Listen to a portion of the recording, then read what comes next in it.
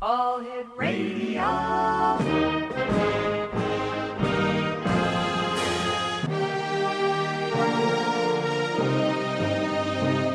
Welcome to the X Zone, a place where fact is fiction and fiction is reality. Now, here's your host, Rob McConnell.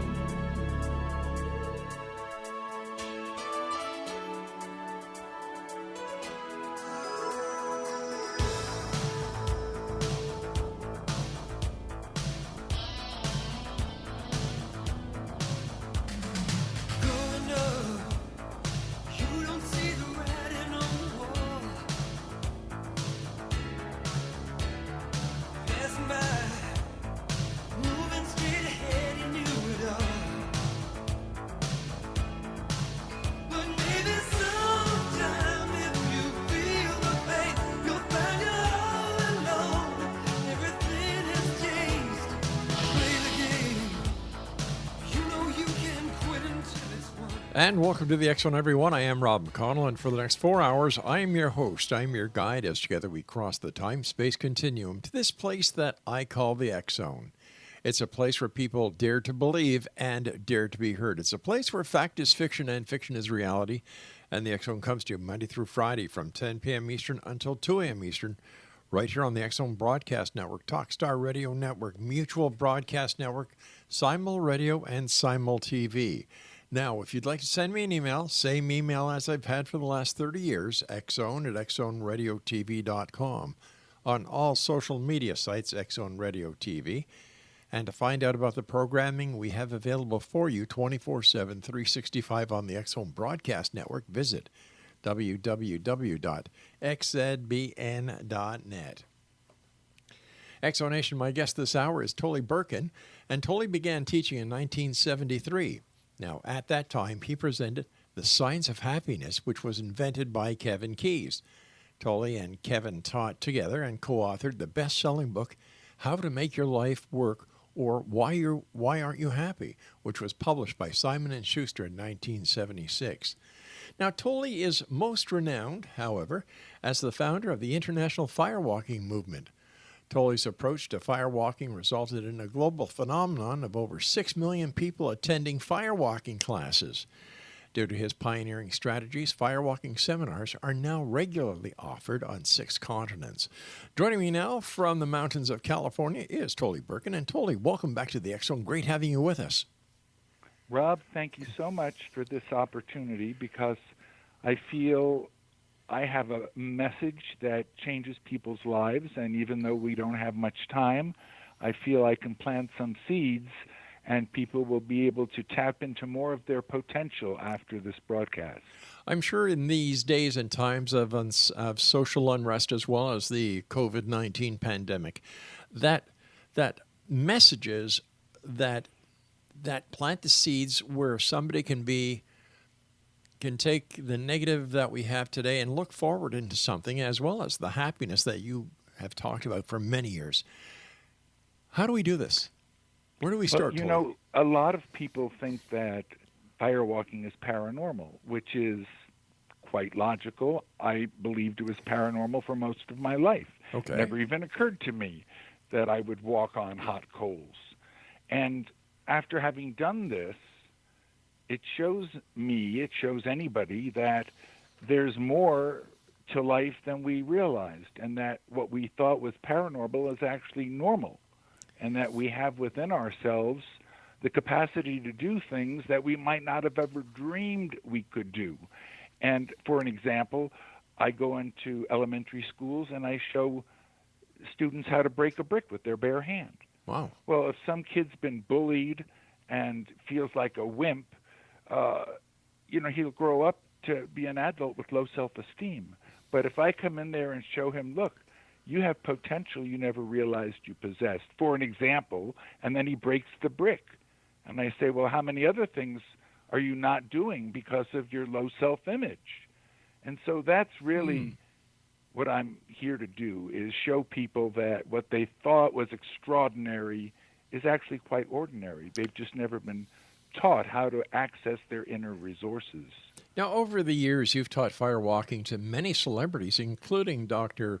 Andrew Weil, Regis Philbin, who just passed away a couple of days ago, as well as Right. Anthony Robbins.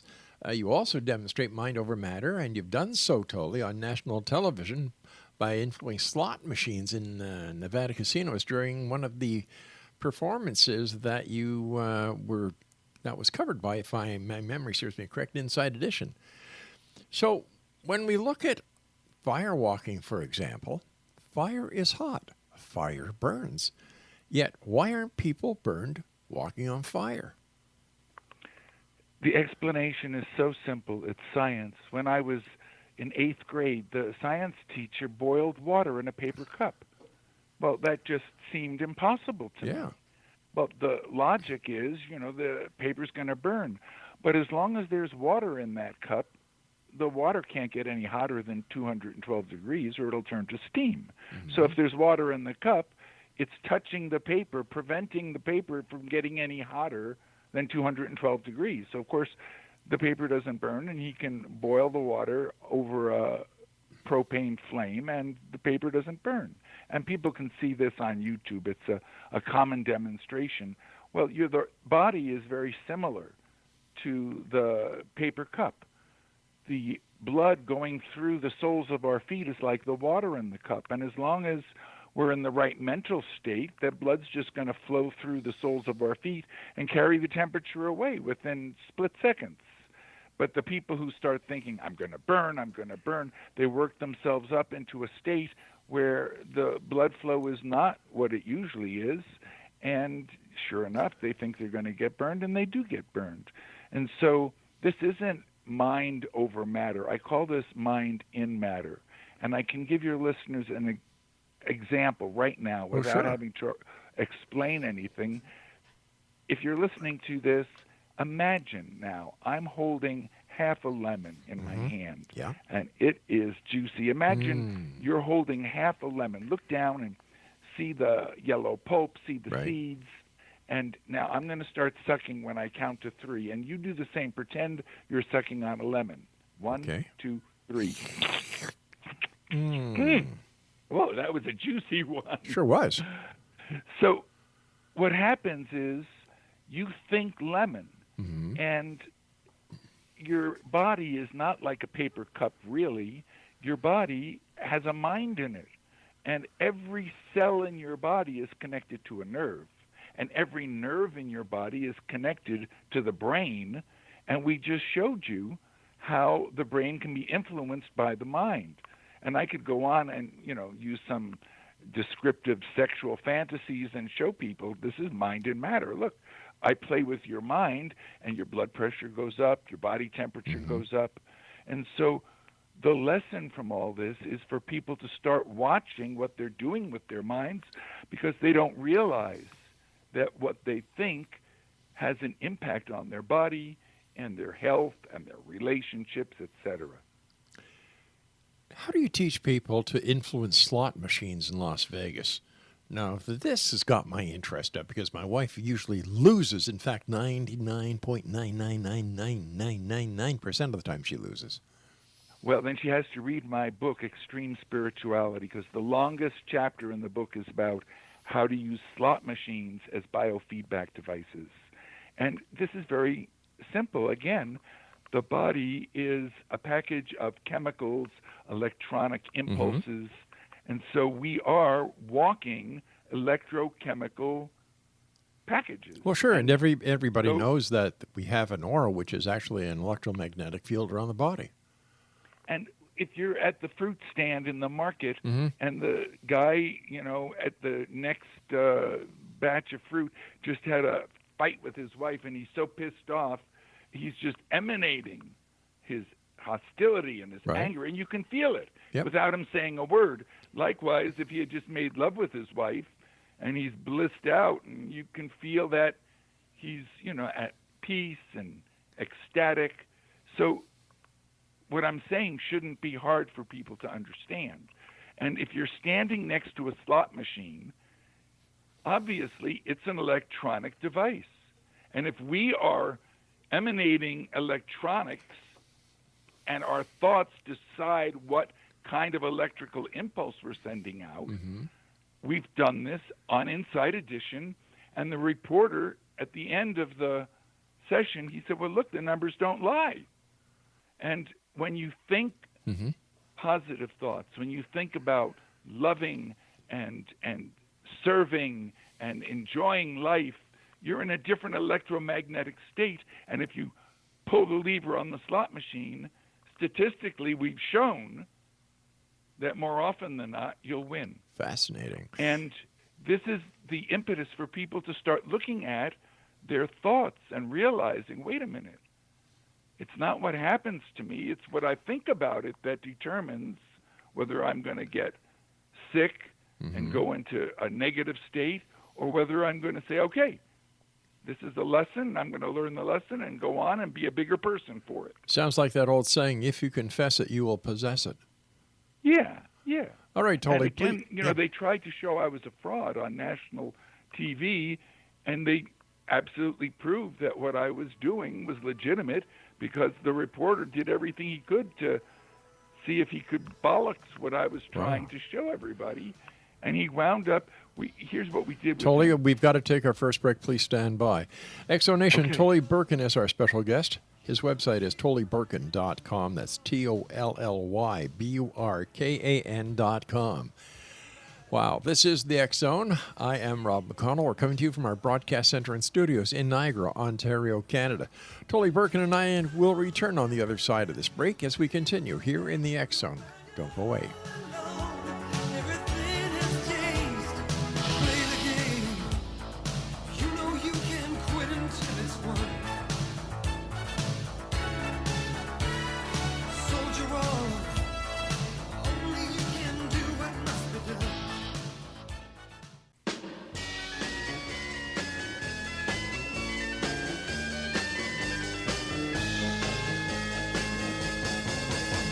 You know that it would be untrue. You know that I would be a liar if I was to say to you, girl, we couldn't get much higher. Come on, baby, light my fire.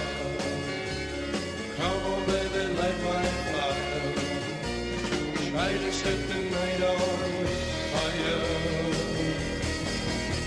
The time to Tolly Burkan is my guest this hour. Exonation, www.tollyburkan.com. And you've probably seen Tolly on, let me see, just some of the major shows that he's been on include Donahue, Regis, Geraldo, and Mythbusters, as well as Inside Edition that we were talking about in the first segment. What do people say, like this Inside Edition reporter, after, the experiment that you did with the slot machines? And what do other reporters say? Let me take people back to where we were right before the break. Okay. We were in a Nevada casino. Yes. And we were using the slot machines Yep. as biofeedback devices so people could see a material demonstration that when they think negative thoughts, it's a lot different than when they think positive thoughts. Right. So the reporter from Inside Edition was such a doubter. He was so negative when he got there, and he just couldn't believe that his thoughts were going to have some kind of power that you could measure. And so I have, just for this purpose, a grip meter. And this is what medical doctors use after someone's had a stroke and they're in physical therapy. They have this grip meter so that the doctor can see their progress and how their strength is developing week after week. And so we had everybody in the seminar bombard this guy with negative thoughts. Isn't this the most ugly man you've ever seen in your life? Look at his poor posture. I bet he's a terrible lover. And I asked the guy to start thinking things like, I'm not a success. I'm a failure. I'm weak. And then I said, okay, now pull the grip meter. And we measured the strength of his grip, and he's pulling it as hard as he could. Then we had the group bombard him with great positive thoughts. He must be a great lover. Look how handsome he is. Love the way he dresses. And now we asked the reporter to start thinking thoughts like, I'm strong, I'm intelligent, I'm magnetic. And then he pulls the grip meter, and there was a huge difference in his physical strength.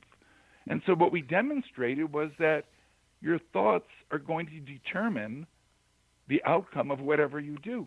When people walk up to the brick and I say, I'm going to have you break the brick, if they say, well, I can't, well, that's self-fulfilling. Then they can't. But if they say, I can, I will, I must, they manufacture the strength so that they can do it. And here's what your listeners can do so that they can benefit from what we're discussing and apply it to their lives. If I hit a dog on the foot with a stone, the dog is aware of pain in its foot. But if I hit one of your human listeners on the foot with a stone, of course they're aware of pain in their foot, but they're the only animal on earth that can be aware that they're aware of pain in their foot. They can be aware that they are aware.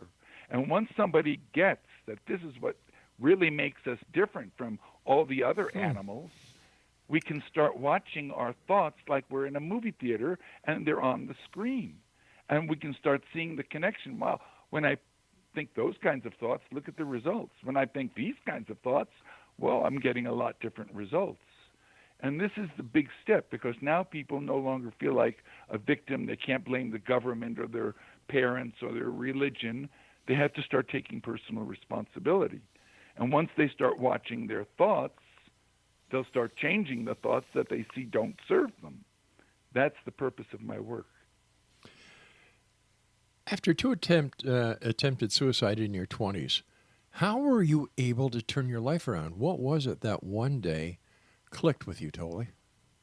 Well, you know, Rob, I'm going to talk about myself, because my life, I feel I've had this very dramatic life because I was going to become a public person, and my life would teach other people.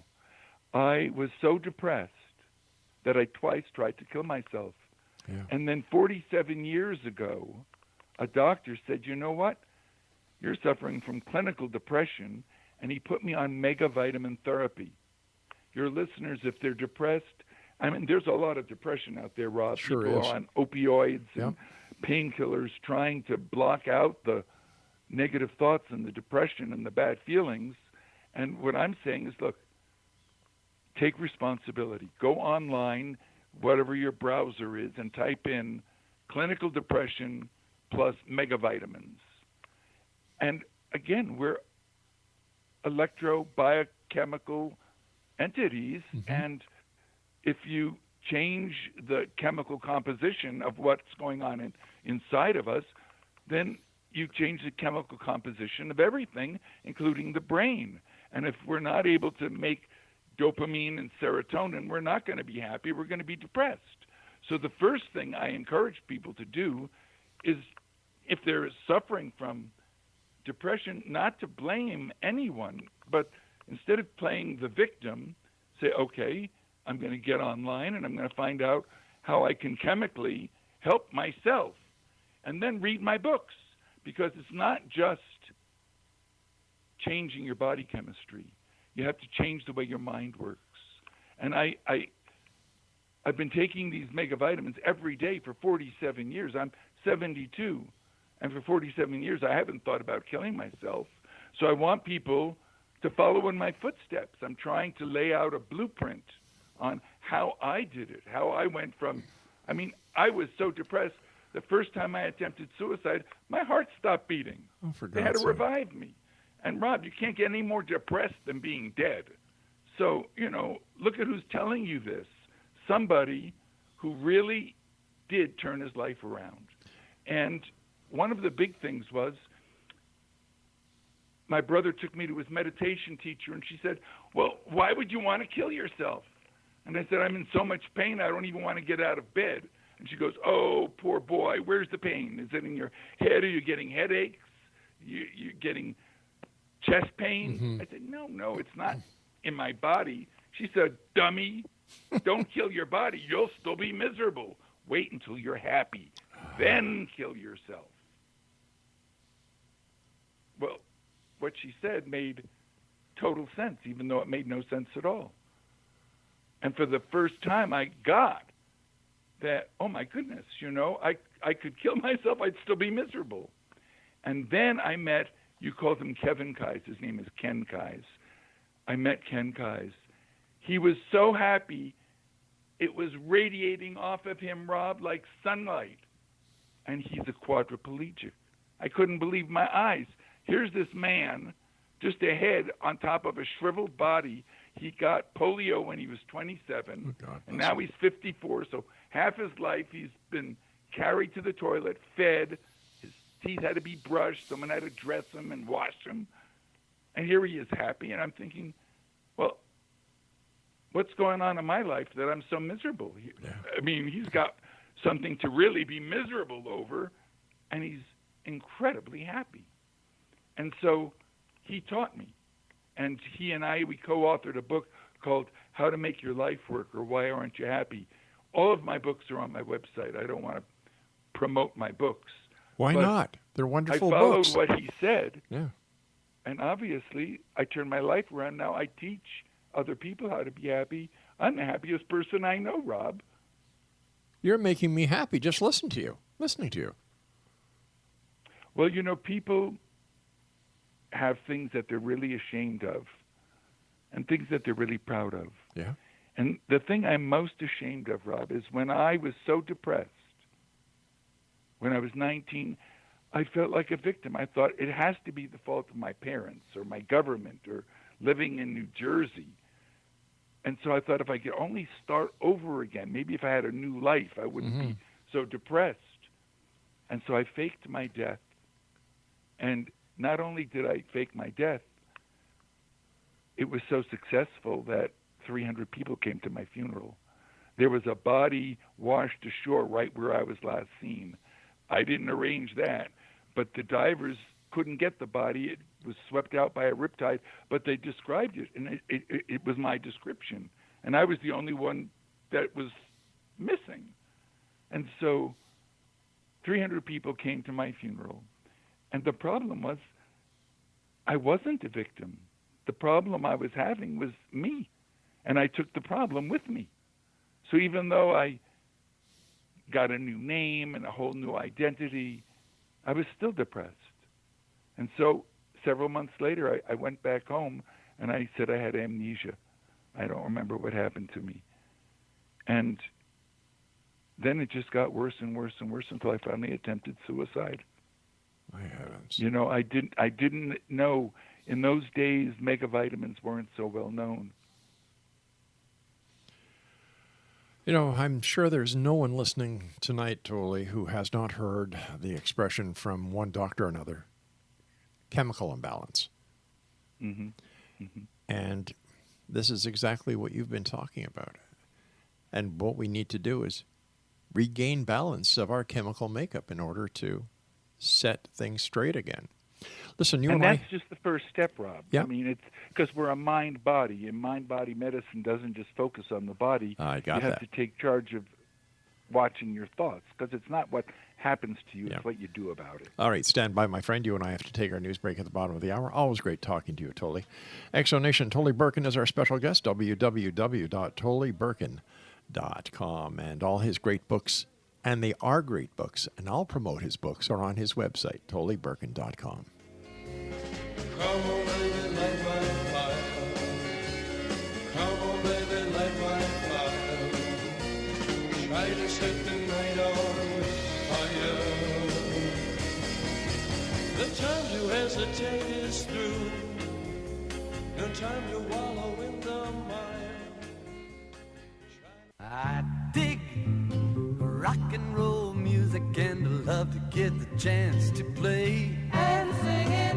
I figure it's about the happiest sound going down today.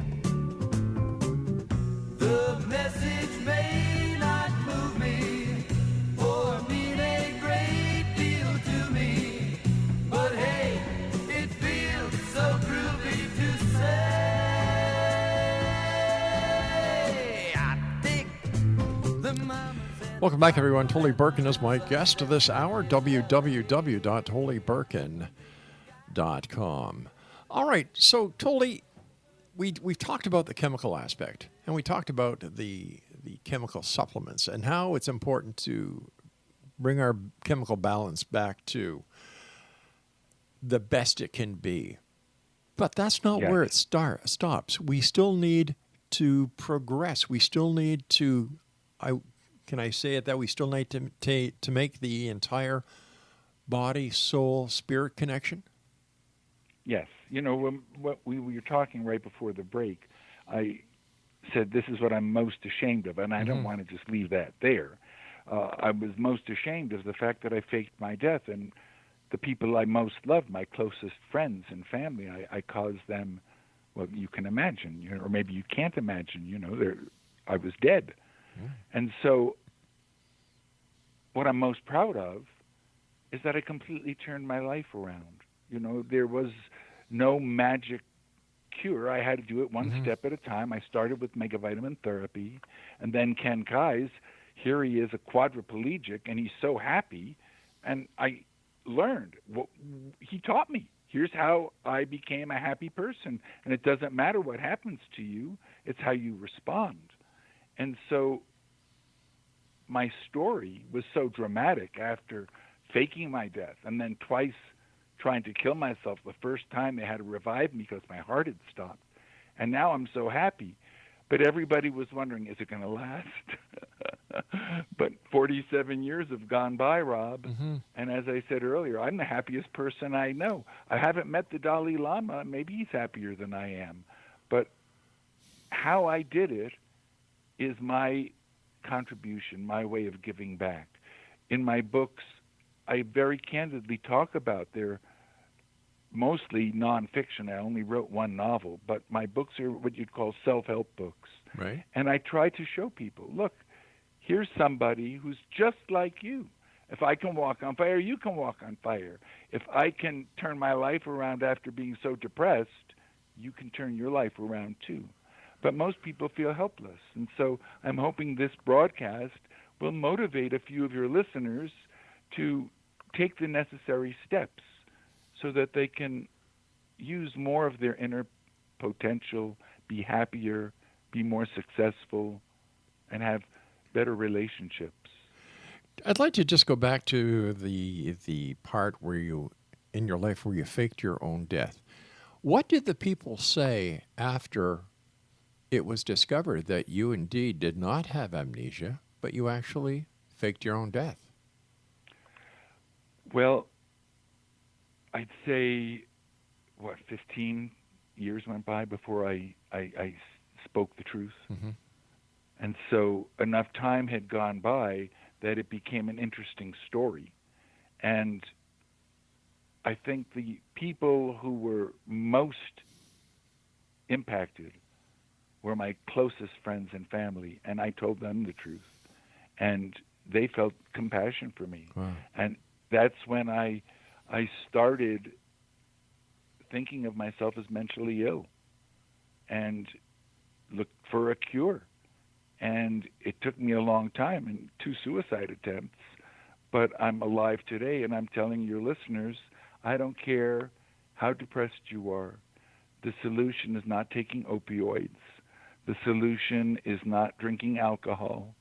The solution is to take responsibility and say, look, Tolly Burkan said, I can turn this around, and I don't think he's bullshitting me. And so let them start with any one of my books. The most universally enjoyed book is Let It Be Easy. It's in 16 languages, and it would appeal to anybody of any religion. You can give it as a gift to friends. It doesn't mention firewalking. It's very linear. It's even in Christian bookstores. And if people can relate to what I'm trying to convey, well, then they can read another book. And I'm not the only self-help author. They can read a book like Creative Visualization by Shakti Gawain. I'm not promoting my books or any author. I'm promoting a state of mind. And I'm saying to people, whatever author speaks your language, pursue this. Because I absolutely am a walking testament that people who are so depressed, and as I said, you can't get more depressed than killing yourself. And here I am saying to you, look, I'm no different than you are. No matter how bleak and black it seems, there's resources in you that you've never even thought of using before. But here we are in a very, very ominous part of our lives, not just individuals, but entire countries being faced with a devastating pandemic, a financial ruin. People are unemployed. Families are breaking up. Bankruptcies are us. The amount of stress on people today, Tolly, I don't think has ever been encountered before. Well, I beg to differ with you, Rob. Okay. You know, we've been through the yellow fever and the bubonic plague and AIDS. You know, there's been a lot of situations that have stressed us out. And I don't see this as a bad thing. I see, and this is not my perspective, this is an Oriental perspective, that catastrophes are opportunities. And I believe unless we get tested, we never really understand what resources we can bring to bear. And there's no practical application for firewalking. Why would somebody want to do it? Because once they've done it, they realize, you know, this wasn't anything more than a challenge. And the same way that a person who walks across fire uses that challenge, they can use the COVID-19 in the exact same way. No matter how challenged you've been, your financial challenges, whatever it is, it's not what happens to you, it's what you do about it. But how do we get people to the state of mind where they can actually rationalize and understand what you're talking about? Well, I would say you've got to maybe start by reading one of my books in the comfort of your armchair. Yep. I wouldn't say that next week you should sign up for a firewalk or go skydiving or neither hang would gliding. I'm saying take baby steps. Baby steps will get you over the mountain. Inch by inch life is a cinch. Yard by yard, it's too friggin' hard. Yeah. It's so hard. It is. It is. Rob, again, I'm not here trying to promote my website or sell my books. I'm here to use my life as an example.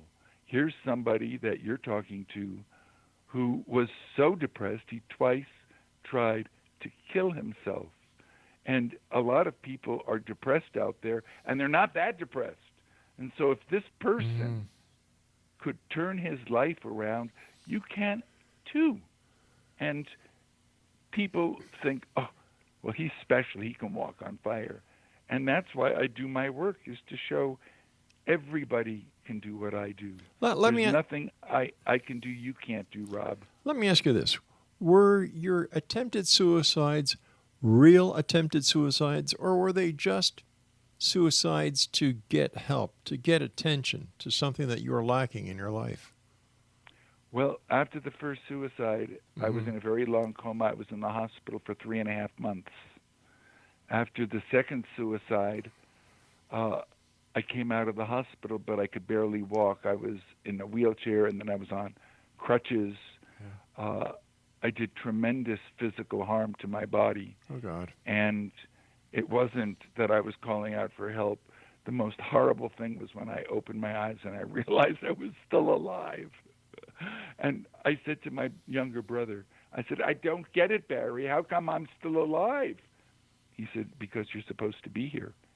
And now, looking back, seeing what my work has been and the mail that I get from people whose lives have been turned around by taking seminars or reading books, and I just feel that I've been used. And I don't think that I'm such a great person. I just think that the conditions were right so that I could be used by a higher power, and you can call it whatever you want, a paranormal power or whatever. But clearly, people have changed their lives as a result of my work. Tolly, stand by. You and I have to take our final break for this hour. And Exonation, if you'd like to find out more about Tolly, if you'd like to buy any of his books, they're all available on his website, TollyBurkan.com. That's TollyBurkan.com, and Tolly Burkan is spelled Tollyburkan. BURKAN.com. This is the X Zone. I am Rob McConnell, and we're coming to you from our broadcast center and studios in Niagara, Ontario, Canada. We'll both be back on the other side of this break, investigating the world of the paranormal and the science of parapsychology. Now, for all the program information on the X Zone Broadcast Network, visit www.xzbn.net. And if you'd like to send me an email with your comments, your show suggestions, or just to say hi, my email address is xzone@xzoneradiotv.com. The mamas and the papas at the Trip Sunset Strip in L.A. And they got a good thing going when the words don't get in the way. And when they're really wailing, Michelle and Cass are sailing. Hey, they really nail me to the wall.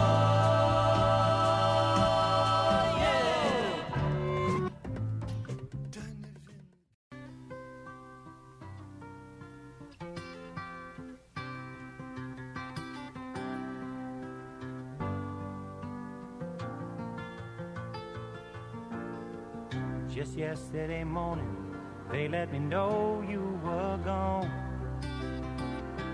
Suzanne, the plans they made put an end to you. I walked out this morning and I wrote down this song. I just can't remember who to send it to. I've seen fire and I've seen rain. Seen sunny days that I thought would never. Welcome back, everyone. Tolly Burkan is our special guest, www.tollyburkan.com. First of all, Tolly, thank you so much for joining us, and thank you for all the great work you've done over the years. It's always a great pleasure talking to you. I just feel I've received so much, it's a pleasure to give back, really. Tolly, when you're writing your books, where do you get your inspiration from? Well, it's nice that you just said that, because I had a thought, and I thought, well, I don't want to end the show without sharing this. And so I'm going to answer your question at the very end of what I'm about to say. Okay. Because I know a lot of your listeners, they're attracted to the paranormal. And I'm trying to say that a lot of what you think is paranormal is really normal. For an example, Norman Cousins, who's now deceased, but years ago, he had a terminal illness, and he knew about the mind-body connection, and so he got this idea that if he laughed a lot, laughter would change the biochemistry of his body in an effective way. So he had friends bring him, there was no internet, so they had to bring tapes of Laurel and Hardy and Abbott and Costello and Amos and Andy, all of these old comedies, Burns and Allen. And he laughed and he laughed and he laughed all day long, and he didn't die. They called him the man who laughed his way back from the grave. And there's medical doctors like Carl Simonton, Andrew Weil, Bernard Siegel, traditional doctors who have documented cases of tumors, some the size of grapefruits, going into complete remission in days, not months, in days. So this is normal. Wow. This isn't paranormal. And the reason people are confused is, for an example, you look up and you see the full moon at night and you think, oh, it's up there. But what you're calling moon is an electrochemical change in your brain. And that synapse you experienced is the moon out there, but it's nothing out there, it's something in here. And so when you realize that what's going on out there is a reflection of what's going on in here, you start going inside more and more, realizing that when you make changes there, it's reflected in your life out there. And that's what I do when I'm writing my books, is I go inside, because I see that is the real. I don't light candles. I don't light incense. I don't have holy pictures that I bow before. I just get very quiet and I go inside, because it's all inside of us. And when people realize what's inside, I mean, a lot of people never looked in there. And when you realize the wealth of information and guidance that's inside of you, you'll stop putting so much of your attention on the outside world. You know, what you're saying is true. There's horrible things going on in the world, but it could be worse. You could be living in Syria. That's right. You could be in a detention camp at the border. You could have children starving, and you don't know where to turn. And I have pictures of people who are suffering so that you can feel the distress emanating off of them. And I have them on my computer desktop, lest I ever forget that there's people suffering so. And I'm blessed. You know, whatever's going on in my life, it could be worse. And I'm sure your readers, no matter what, I mean, your listeners, no matter what's going on in their lives, they understand that it could be worse, much worse. It reminds me of the Michael Jackson song where the man in the mirror has all the answers. Well, you know, gratitude is such an amazing sense. I only have one spiritual practice, Rob, and I've been doing it for 40 years. I get up in the morning and I say, okay, today I'm going to remember as often as I can to be thankful for this. And sometimes I'm just thankful that there's been no forest fire in my area. Sometimes I'm thankful to my appliances for not breaking. But the positive thoughts, the gratitude and the thankfulness, it changes my biochemistry, my electrochemistry. And if I can make myself happy just through this simple little spiritual practice, I know I'm happier and healthier and am enjoying my life as a result of that very simple practice. Anybody can do it. Just take one thing in the morning and say, as often as I can remember, I'm going to be grateful for this all through the day. And it puts you in your heart, and you feel the difference when you're in gratitude than when you're in anger. It's a lot different. You know, you start seeing fear and anger and all of those things as something you can control with your thoughts, and you go, I don't want to do that to myself anymore. Tolly, why don't they teach this kind of thinking in schools? This would make give the children a good chance, and it would help make a better world. I did for many, many years, brought these programs that brick breaking and what I'm talking about here into elementary schools, because I thought if you can give this to kids at an early age, then it will shape the way they grow. And that's why some of my books can be easily read by teenagers. In fact, on Facebook yesterday, a woman says, I have a 13-year-old daughter. She just talks about killing herself. She's so depressed. And I said, have her read Dying to Live. It's for adults, but she'll understand it. And I said, well, if you go to read Dying to Live, you got to put my name next to it, because when I wrote the book, it was the only one with that title. And now there's 20 books that copied my title, because you can't copyright a title. So I feel if this girl at the age of 13 can absorb even just a few of the thoughts that I put out there in the book, it could shock her into realizing that she's responsible for her life, that she can do the things necessary to change her life, that she's not a victim. And the problem is most people, when they're suffering, they feel victimized. They don't realize that they could be just like Ken Kai's, a quadriplegic in a wheelchair for 27 years. Happiest man I ever met in my life. Tolly, with all the people that you speak to throughout the years, in your opinion, what is the number one cause of youth depression?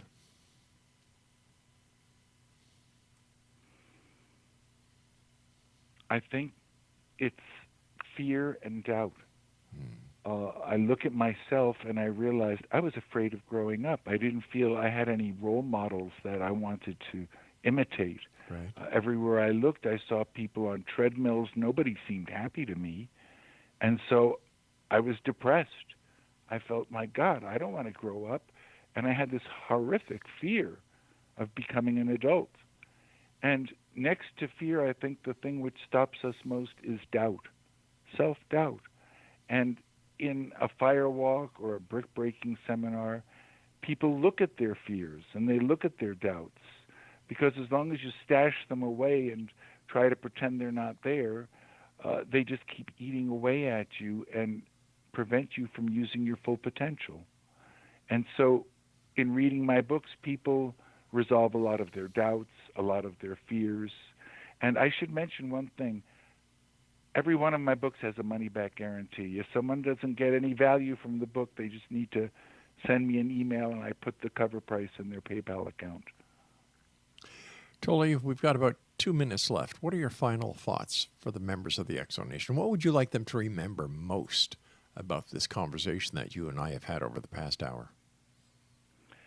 Well, they can look at their lives and they can look at their pasts and know that their future is not a reflection of where they are today or where they used to be.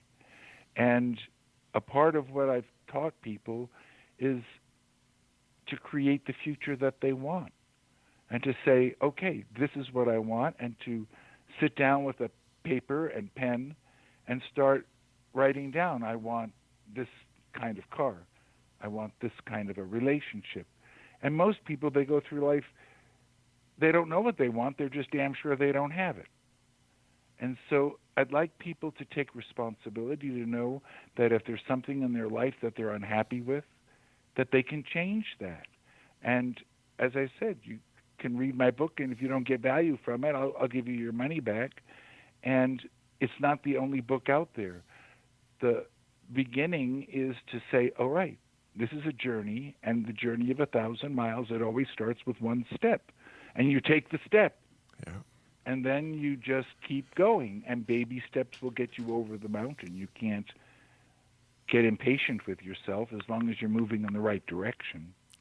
Tolly, the time has come when we must say so long for now. Again, thank you so much for taking time out of your busy day. It's always a great pleasure talking to you. And Exo Nation, if you would like to find out more about Tolly, or if you'd like to order any of his books, they're all on his website at tollyburkan.com. Until next we meet, my friend, take care of yourself, be safe, and be happy.